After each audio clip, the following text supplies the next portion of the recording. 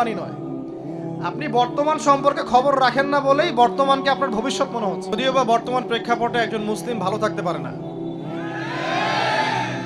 বর্তমান প্রেক্ষাপট এতই খারাপ, কিয়ামতের আলামতগুলো এমনভাবে প্রকাশ হয়েছে এখন যে একজন ইমানদার মুসলিমের পক্ষে নিশ্চিন্তে থাকা আর ভালো থাকাটা খুব কষ্টকর।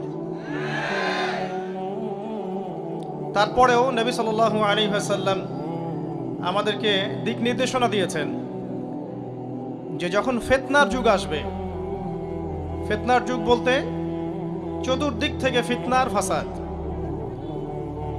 ফিতনা ফাসাদ কেমন, মানে আল্লাহ রাব্বুল আলামিন কোরআনে একটা বিষয় বলছেন, সমাজ তার উল্টা চলছে, এগুলো ফিতনা।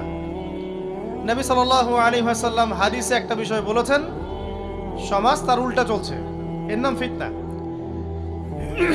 পরিবারে ফিতনা, ধর্মের মধ্যে ফিতনা, সমাজে ফিতনা, অর্থনীতিতে ফিতনা, এখন সংস্কৃতির মধ্যেও ফিতনা।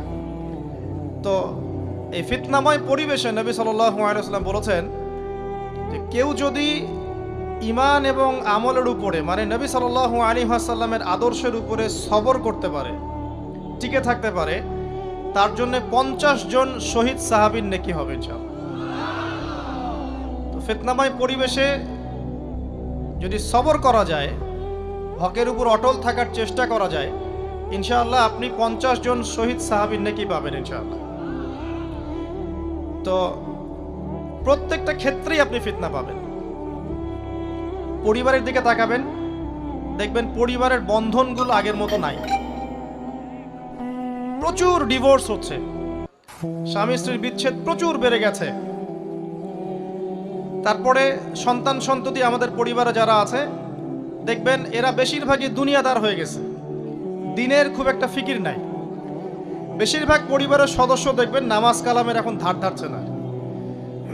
ম্যাক্সিমাম পরিবার থেকে আস্তে আস্তে পর্দাটা কিন্তু শিথিল হয়ে যাচ্ছে।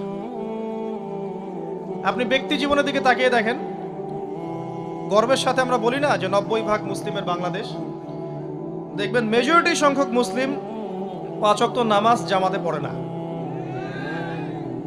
বেশিরভাগ মুসলিম দেখবেন আল কোরআন বিশুদ্ধ করে তেলাওয়াতও করতে পারে না।